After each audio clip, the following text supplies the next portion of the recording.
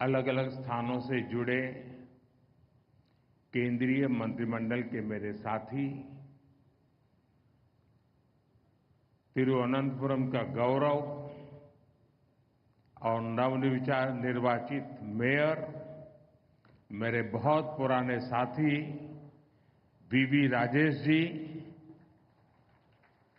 अन्य महानुभाव, देवी और सज्जनों, नमस्कारम।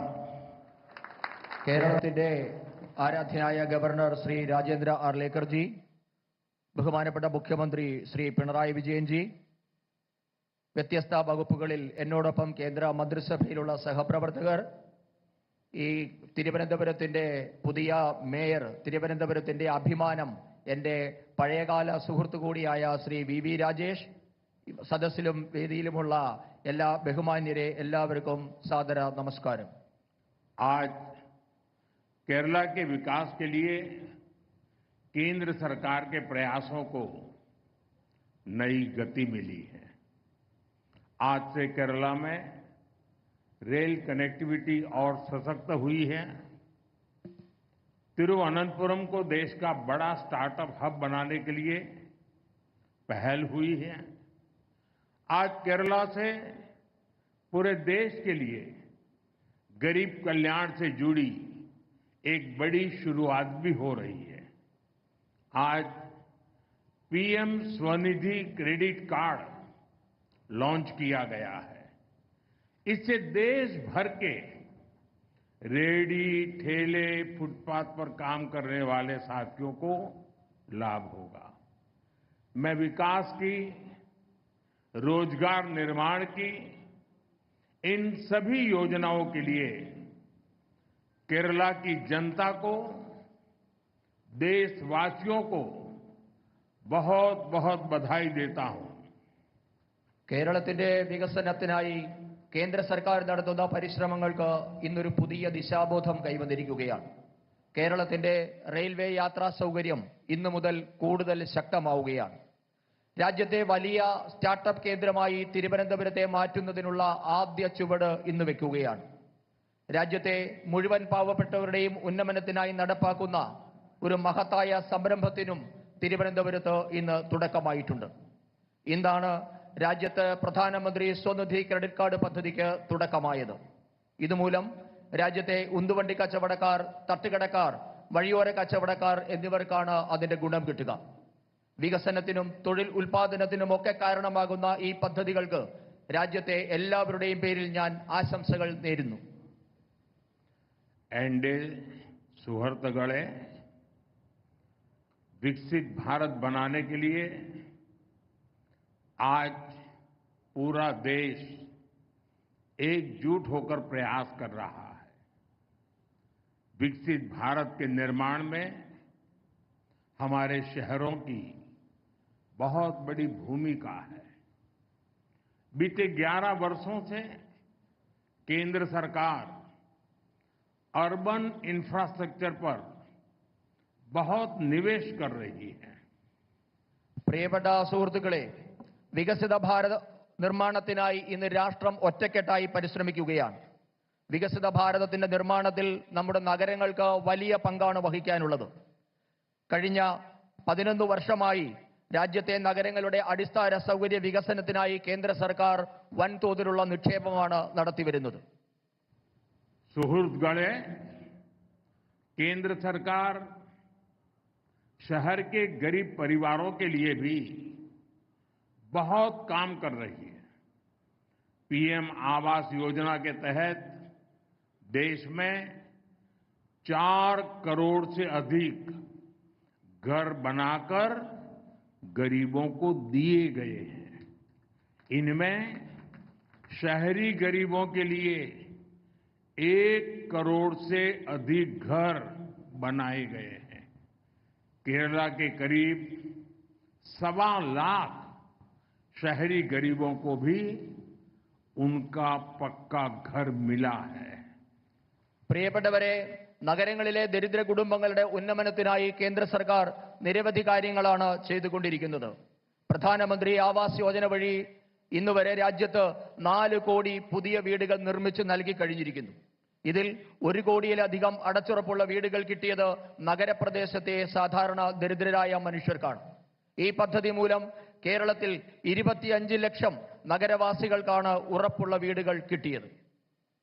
सुहृदगणे, गरीब परिवारों का बिजली का बिल बचे, इसके लिए पीएम सूर्यघर मुफ्त बिजली योजना शुरू की गई है. गरीबों को आयुष्मान भारत से 5 लाख रुपए का फ्री हेल्थ ट्रीटमेंट मिल रहा है. नारी शक्ति की स्वास्थ्य सुरक्षा के लिए मातृ वंदना योजना जैसी स्कीम बनाई गई है. केंद्र सरकार ने 12 लाख रुपए तक की इनकम उसको टैक्स फ्री कर दिया है. इसका बहुत बड़ा फायदा केरला के लोगों को भी हुआ है, विशेष करके मध्यम वर्ग को हुआ है, सैलरी क्लास को हुआ है.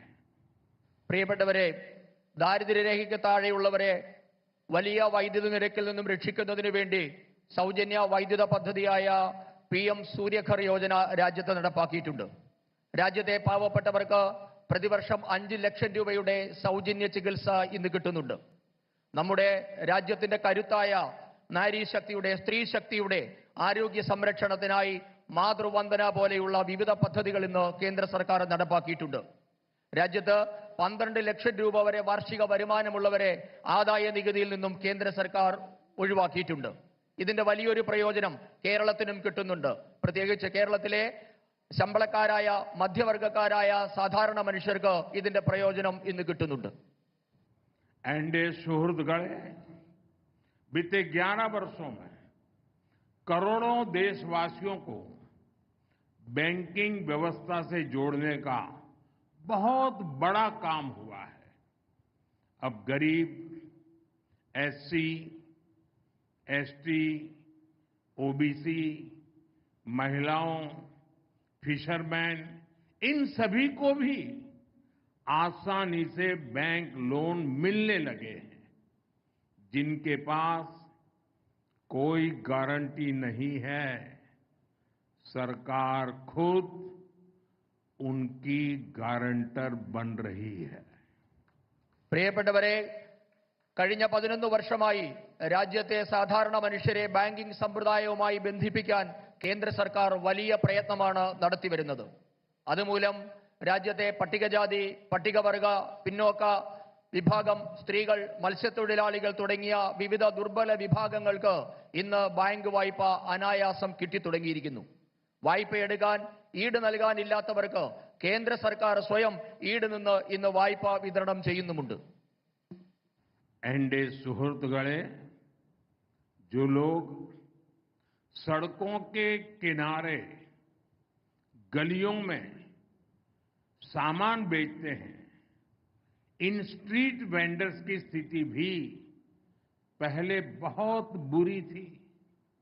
उन्हें सामान खरीदने के लिए कुछ 100 रुपये भी महंगे ब्याज पर लेने पड़ते थे.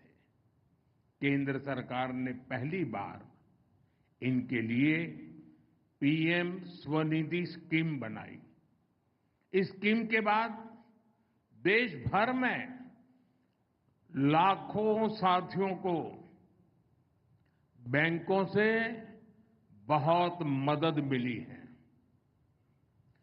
लाखों स्ट्रीट वेंडर्स को जिंदगी में पहली बार बैंक से कोई लोन मिला है.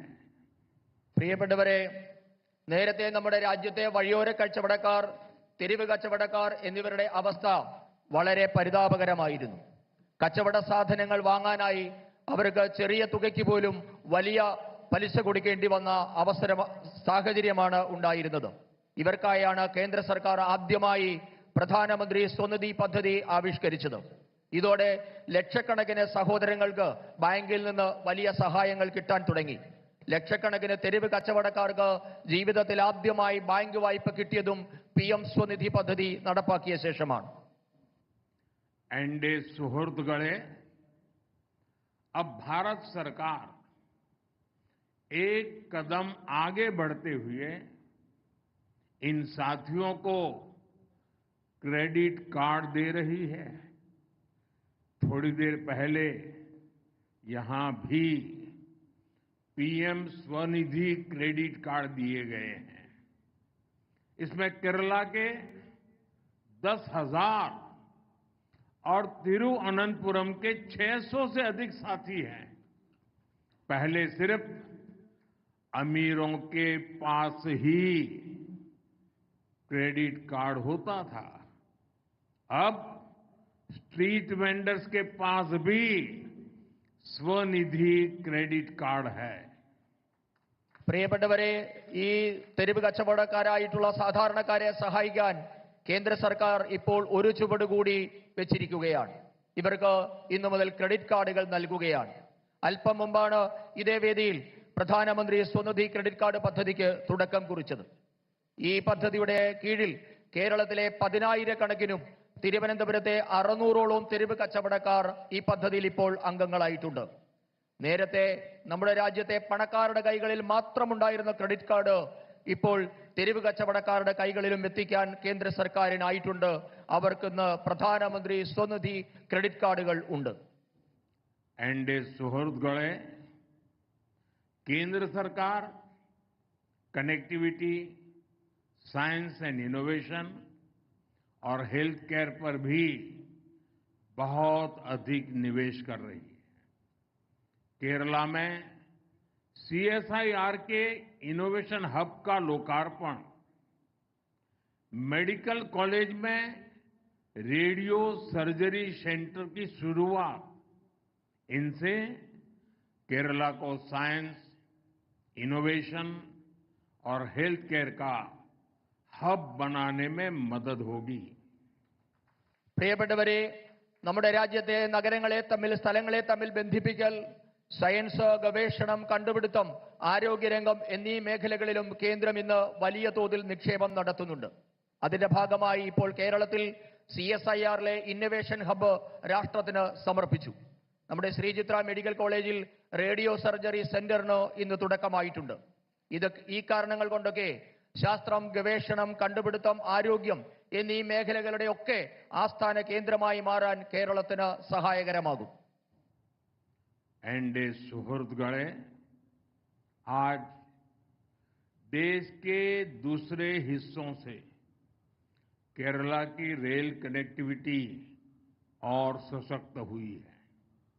थोड़ी देर पहले जिन अमृत भारत एक्सप्रेस ट्रेनों को हरी झंडी दिखाई गई है, इससे केरला में ईज ऑफ ट्रैवल को बल मिलेगा.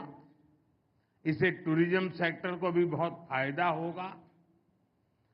गुरुवायूर से त्रिशूर के बीच नई पैसेंजर ट्रेन तीर्थयात्रियों के लिए सफर को और आसान बनाएगी.